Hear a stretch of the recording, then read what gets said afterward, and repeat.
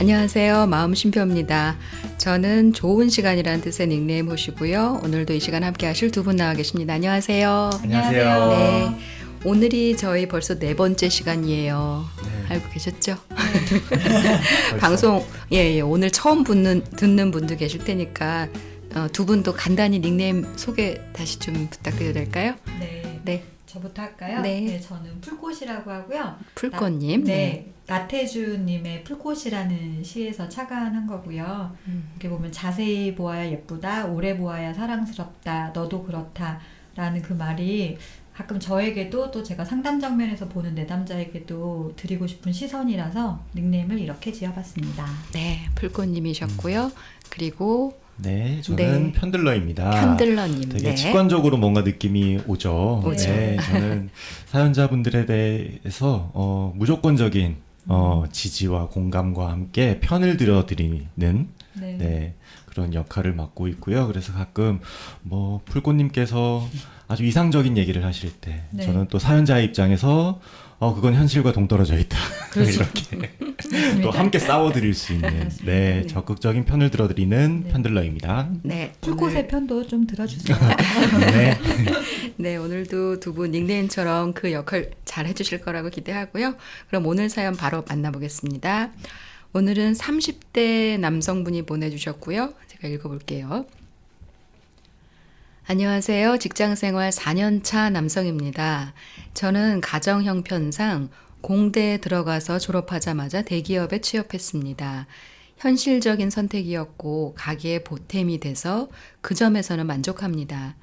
하지만 직장 생활을 3년 정도 하고 나니 비전이 보인다기보다는 앞으로도 다람쥐 쳇바퀴처럼 그리고 조직의 소모품으로 살다 끝나겠구나 하는 회의감이 듭니다.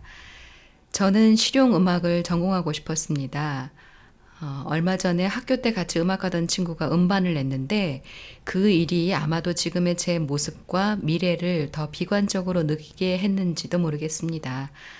더 늦으면 영영 음악을 못할 것 같은데 이제라도 내가 하고 싶은 걸 하는 게 맞지 않을까, 행복한 삶이 아닐까 하는데 배부른 고민이라고 할 것 같아서 어디에 말도 못하고 있습니다. 꿈과 현실 사이에서 흔들리는 저 어떻게 하면 좋을까요? 라는 사연을 주셨네요. 자, 흔들리는 30대 직장인 남성분인데 편들러님 어쩌면 좋을까요? 네. 여기 사연 보내신 거 아니시죠? 아유, 정말 제가 쓴 줄 알고 같은 흔들리는 입장에서 아주 푹 빠져서 들었네요. 네. 일단 저랑 되게 비슷한 배경을 가지고 계신 분 같아서 아, 되게 그래요? 네, 반가웠고요.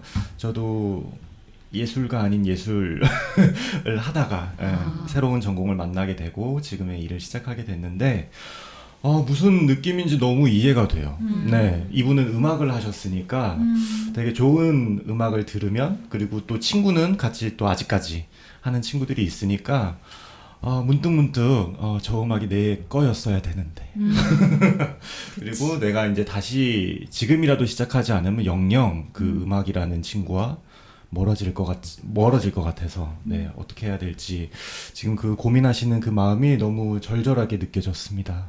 네. 네. 아유, 정말 사연자님이 나와 계신 것 같은 줄 알았어요.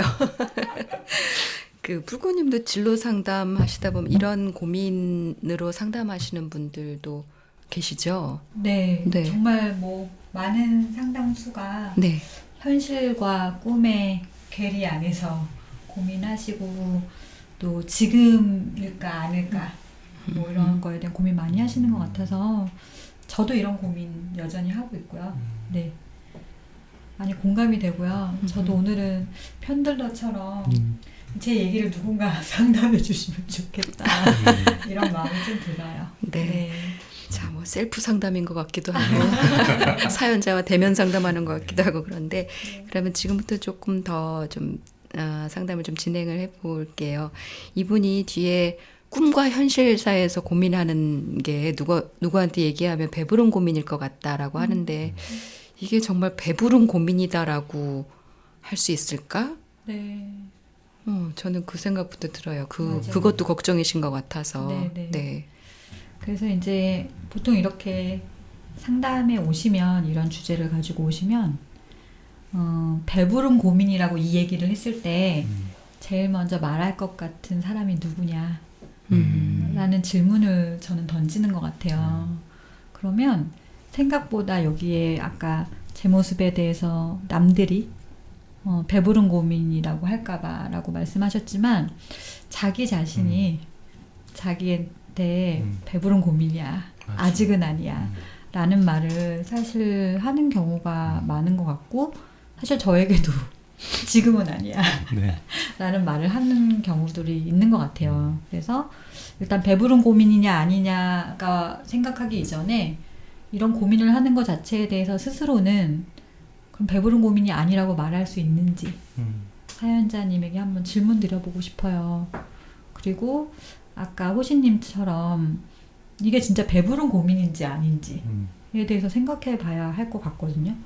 근데 저는 처음에 이제 꿈과 현실이 흔들린다라고 하셨는데 꿈이 뭐고 현실이 뭐지? 라는 생각이 좀 들기 시작했어요. 그러니까 3년 전에 그 대기업에 취업하셔서 가게 보탬이 되기 위해서 선택한 것을 본인은 현실적 선택이라고 하셨는데 왜 그건 꿈이 될 수 없을까? 라는 생각이 저는 좀 들었거든요. 그러니까 꿈이 되게 다양하잖아요. 뭐 예를 들면 가정에 내가 되게 의미 있고 보탬이 되는 꿈도 있을 수 있고 내가 예술적 어떤 능력을 펼칠 수도 있고 또 돈을 잘 벌어서 좀 이렇게 내가 대기업에 소속되어 있는 직원으로 일해보는 것도 꿈이고 로망일 수 있는데 그냥 그것은 돈과 어떤 현실에 딱 세팅이 되면 이건 그냥 바로 현실이 되는 것일까에 대해서 저는 좀 질문을 드려보고 싶었고 근데 이제 가정 형편상 선택하셨다고 하니 그리고 바로 취업하셨다고 하니까 이 부분에 대해서는 뭔가 내가 지내왔던 3년이 꿈은 아니었다라고 그냥 이렇게 결정되신 것 같아서 네, 그 부분에 대해서 좀 아쉬움이 있어요.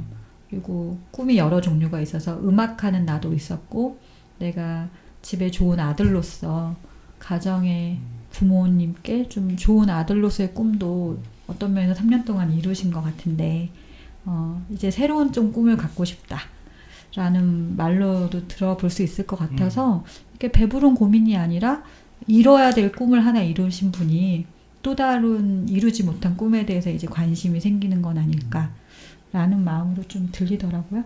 그래서 배부르지 않으셨으면 좋겠어요. 그러니까 지금까지 해오신 것도 꿈의 하나였고 일부분이었다. 네. 네. 그거를 이제 내가 현실 때문에 포기한 어떤 꿈이다 이렇게 생각하지 말라 네. 그 말씀이시죠. 네네. 네. 저는 이분이 이 음악에 대한 이 꿈과는 별개로 앞에 이제 말씀하셨을 때 조직의 소모품, 다람쥐 쳇바퀴 같은 이렇게 살다 끝나겠구나 이런 느낌이 더 이런 생각을 갖게 한 것 같아요. 네. 네, 한 3년 정도 하셨으니까 지금 하는 일에서 이제 의미와 재미를 별로 못 찾으시니까 이런 고민을 더 좀 하게 되신 것 같은데 이런 순간에는 좀 어떻게 말씀을 드리면 도움이 될까요? 이런 상황에 놓여 있는 직장인 분들에게. 네.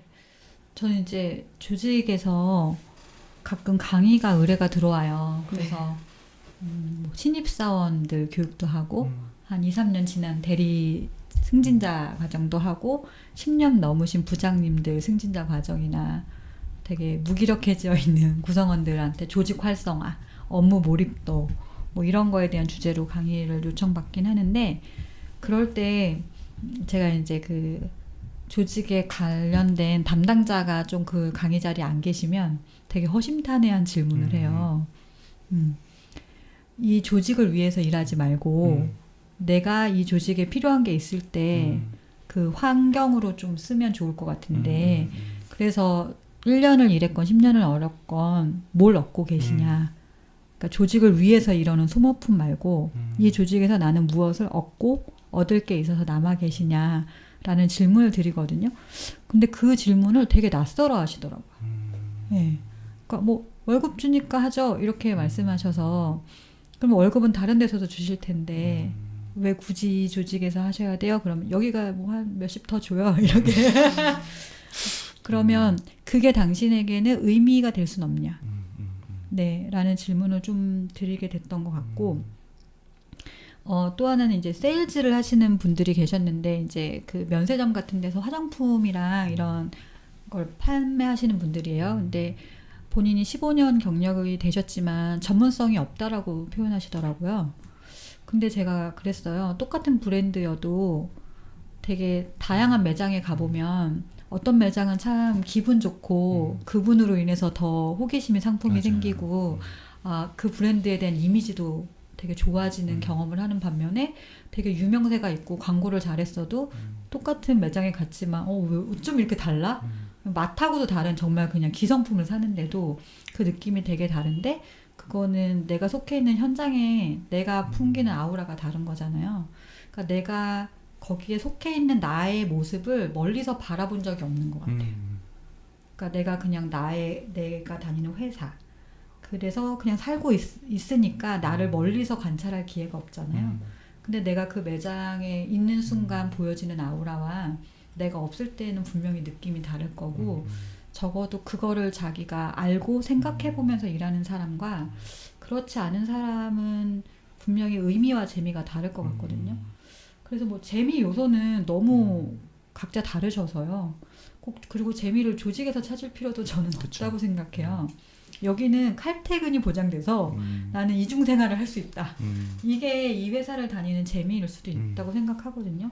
그러니까 일에서 꼭 조직 생활에서 꼭 의미를 찾아야 하냐. 그거보단 나의 삶의 전체 24시간 안에 여기가 어느 부분이 되게 중요하게 서포트가 돼서 다른 것도 병행이 가능하다.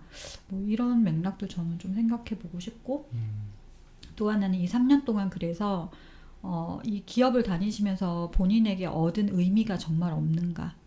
그러니까 뭐 다람쥐 쳇바퀴 돌듯이 소모적으로 살긴 했지만 그 소모품을 그들도 썼으나 나도 그걸 소모품으로 활용되면서 뭘 남겼는지 갖고 있는지에 대한 그 걸어온 발자국을 좀 보시면 좋겠는데 분명히 다를 거거든요. 그리고 그건 결코 가볍거나 별게 아닌 게 아니고요. 아마도 음악을 하시면서도 이렇게 조직 생활을 큰 데서 하신 분은 또 다른 맥락에 그쵸. 네, 작업을 뭐 이렇게 만들어내셔도 그걸 어떻게 뭐 잘 모르겠어요. 팀이 어느 부서인지는 모르겠지만 이런 게 다 내 삶의 영역에서 조각조각 쓰일 것 같은데 직접적 연관이 없다고 해서 소모품이다라고 보이는 거는 좀 본인의 살아오신 시간을 너무 평가절하하신 것 같고요. 그래서 참으면서 다닌다고 하시면 그게 제일 사실 슬픈 얘기인 것 같아요. 네. 그러니까 전혀 영역이 다르지만 이 조직에 있는 10년 동안 난 이걸 채워서 갈 거고 그게 내가 나중에 꿈꾸는 어떤 또 다른 영역 안에 이렇게 쓰일 거야 라는 자기의 비전을 찾지 않으면 뭐 전혀 상관없는 거에 소모품이지 않을까. 너무 원론적인 얘기인데요. 저는 진짜 그렇게밖에 설명을 잘 못하겠어요. 네. 이분이 오늘 꼭 하나라도 의미를 좀 찾으셨으면 좋겠어요. 자기 일에서. 네, 네. 그냥 소모품으로 소모되고 있다가 아니라 네. 어떤 게 의미가 있었는가를. 네.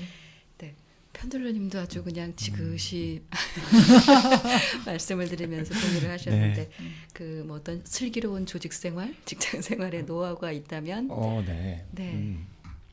노하우라고 하기에는 좀 그렇지만 이분은 지금 3년 그래도 직장 생활을 하셨잖아요. 네, 저는 4년차. 옛날에 사회 초년생 때 1년 딱 지나니까 이 순간이 왔던 것 같아요. 되게 정말 나도 소모품 같다라는 생각을 많이 했고 근데 뭐 노하우는 아니지만 그 시간을 좀 잘 넘겼던 뭐 그런 걸 생각해 보면 약간 풀꽃님 의견이랑 이 맥락이 비슷할 것 같아요.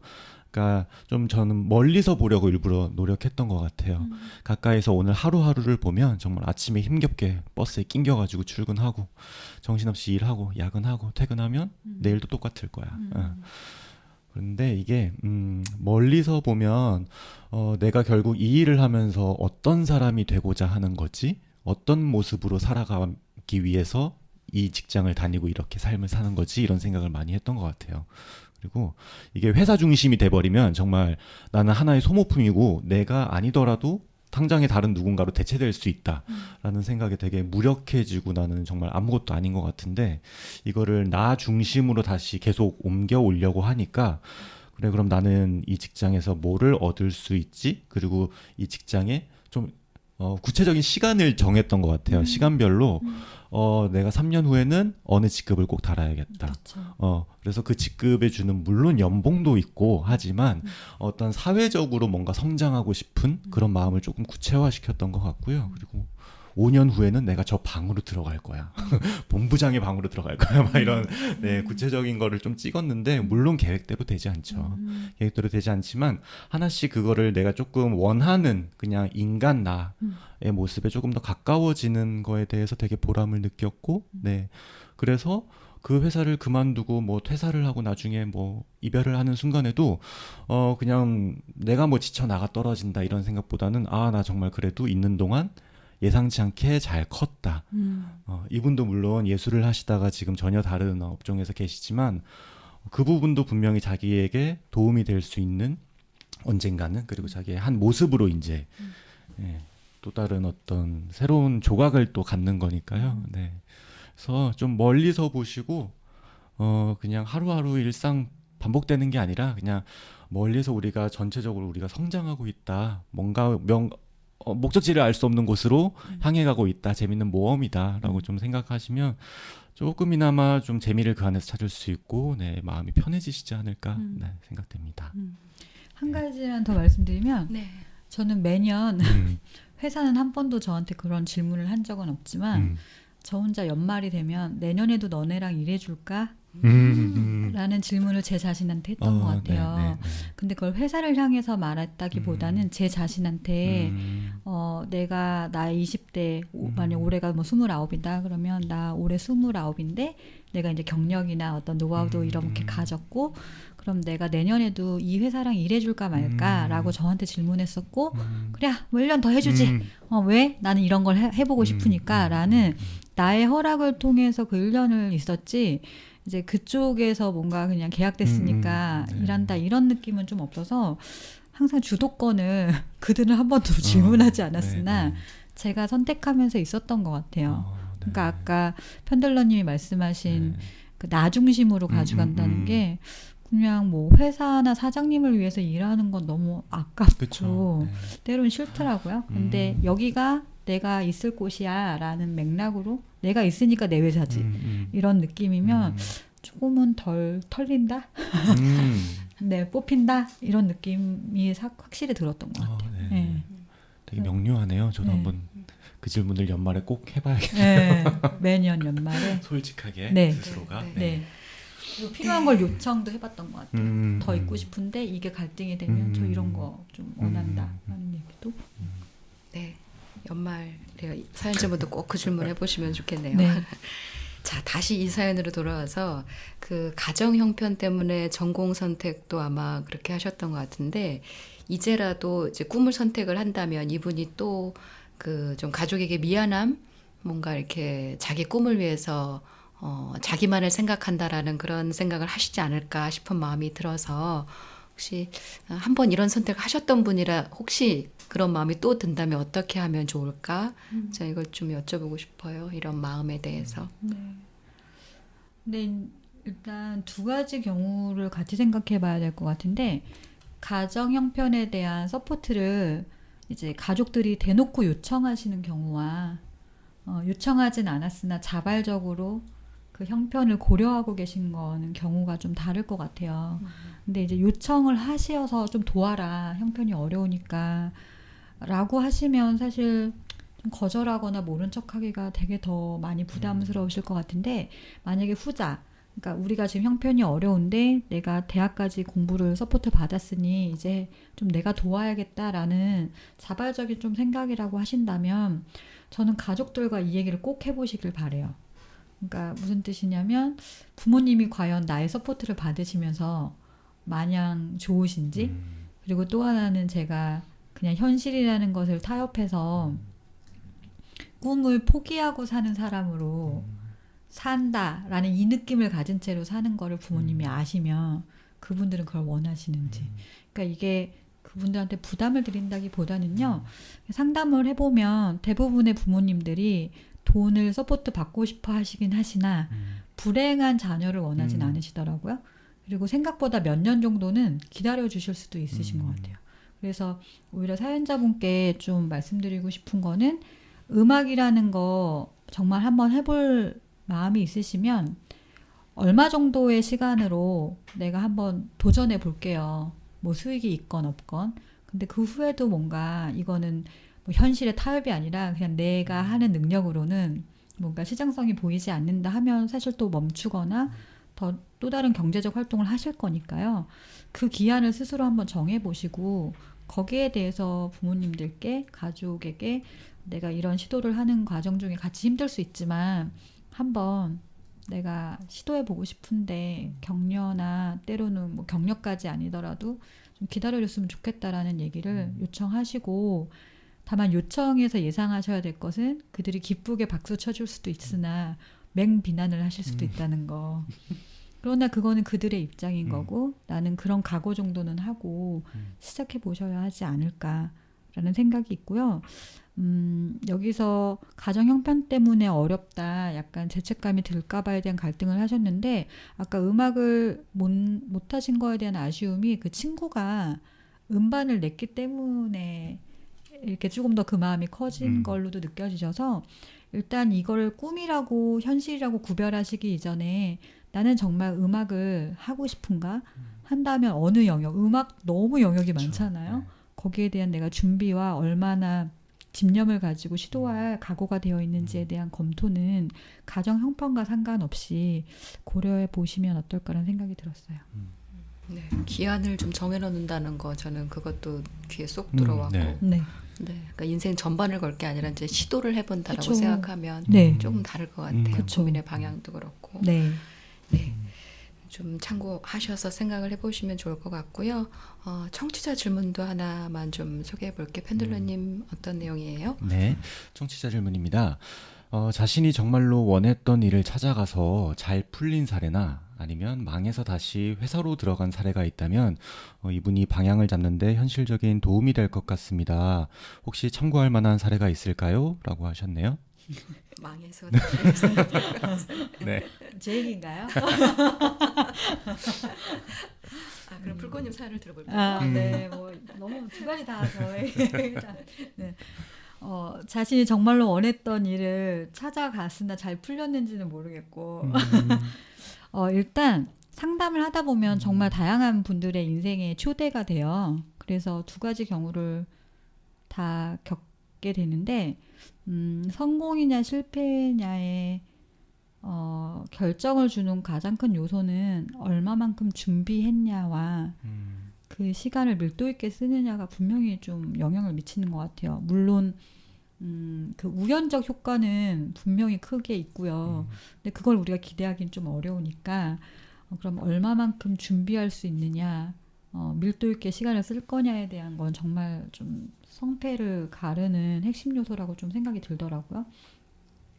그래서 제가 아는 한 분은 지금 이제 서울의 한 지역 젊은이들이 많이 다니는 한 지역 홍대 네.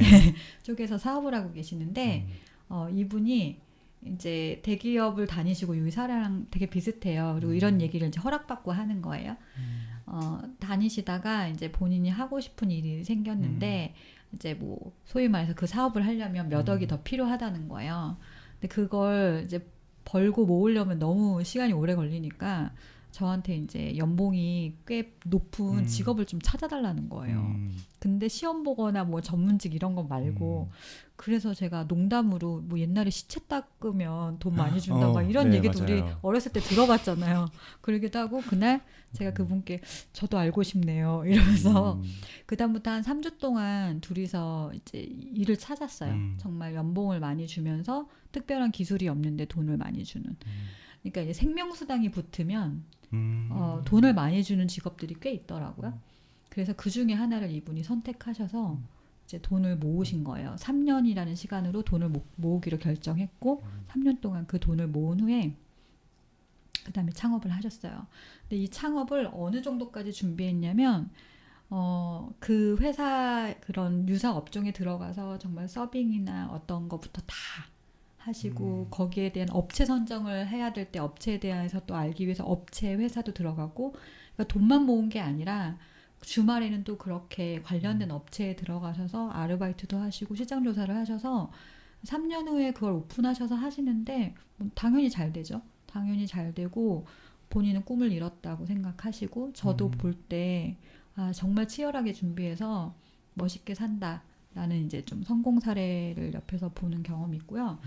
반대로 이제 이렇게 형편이나 현실 때문에 못했다고 하면서 뭔가 시도를 하셨는데 그냥 계속 이런 말씀을 하시는 거죠. 뭐 내가 재능을 타고났지 않았거나 주변에서 이렇게 서포트가 빵빵하지 않아서 우리 집에나 내 주변에 인맥이 없어서라는 말씀으로 그냥 그렇게 시간을 보내셨어요. 물론 그분도 많이 부대끼셨겠지만 그런 경우가 있었는데 그분은 뭐 4년이 지나고 5년이 지나도 그냥 계속 오히려 좋은 직장을 다니셨는데 그 직장에 다시 들어가지도 못하셨고 그래서 지금은 연락이 끊겨서 어떻게 지내시는지는 잘 모르겠지만 가장 후회하는 시간이 그때.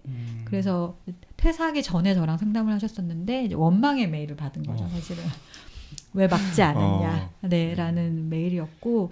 그래서 지금은 어떻게 지내시는지 모르겠고 여기 뭐 망한 사례라고 해서 그분을 말씀드리는 건 아니지만 원하시는 지점까지 못 가셔서 많이 속상해하셨던. 네. 그래서 뭐 도달하신 분들 보면 뭐 눈썹도 밀어서 하고 모든 사람을 차단하기도 하고 진짜 그 반열에 또 올라간다는 건 대단한 각오가 좀 필요한 것 같고요. 다만 성공이 어떤 사람에겐 여유, 일상을 챙기는 게 성공일 수도 있잖아요. 그래서 이제 각자의 성공의 기준과 내용은 너무 다를 것 같아요. 네, 꼭 뭔가 돈을 많이 벌고 뭐 이런 건 아닐 것 같아요. 네, 오늘 좋은 말씀 두 분 다 많이 해주셨는데 불고님 오늘 좀 가장 강조하고 싶으신 내용만 좀 짚어주신다면요. 네, 오늘 일단 현재 들어가 있는 나의 조직, 회사 생활 하고 있는 일에 대해서 되게 매너리즘에 빠져 있거나 이것은 내가 선택한 게 아니라 환경이 어쩔 수 없이 밀어 넣은 거다라고 느껴지시는 모든 분들께 저를 포함해서 이 밀어 넣어져 있는 환경 안에 나는 정말 아무것도 채워지는 게 없는가에 대해서 한번 좀 물어봐 주시고 조금만 멀리서 그 조직에 내가 없을 때와 있을 때의 그림이 어떻게 다른지에 대해서 좀 바라볼 수 있는 시간 이런 걸 좀 가져보시면 좋겠고 이렇게 연말에 한 번씩 내가 올해 이렇게 수고한 나를 좀 뭘 해냈는지 걸어왔는지도 좀 살펴주시면서 또 내년에도 그냥 있는 게 아니라 나의 결정과 선택으로 여기에 있는 이유들을 좀 만들어 보시는 거 그다음에 현재 하고 있는 일이 아닌 새로운 일에 대한 좀 접어놓었던 계획들이 있다면 그 계획을 펼치실 때 이렇게 뭔가 이전 것을 완전히 포기하고 가는 게 아니라 내가 새로운 도전에 대해서 일정한 기간 동안 시도해 볼 수 있다라는 그냥 그런 좀 가벼운 마음으로 저는 해볼 수 있도록 좀 너무 비장하게 이번 거 때려치면 다시 못 돌아온다 이렇게 협박하지 마시고 뭐 1년만 해보자 이런 맥락들을 좀 준비하셔서 대신에 시작하실 때 밀도 있고 치열하게 한번 도전해 보시면 어떨까라는 그래서 지금의 현실도 꾸미셨으면 좋겠어요. 네. 진로 문제로 고민하는 분들, 진짜 나를 찾고 싶은 분들 망설이지 말고 고민 보내주시고요. 이 시간 통해서 어제보다는 오늘 더 그리고 오늘보다는 내일 더 나답게 살아가는 자신을 발견하시길 빕니다. 저희는 이만 인사드릴게요. 안녕히 계세요. 안녕히 계세요.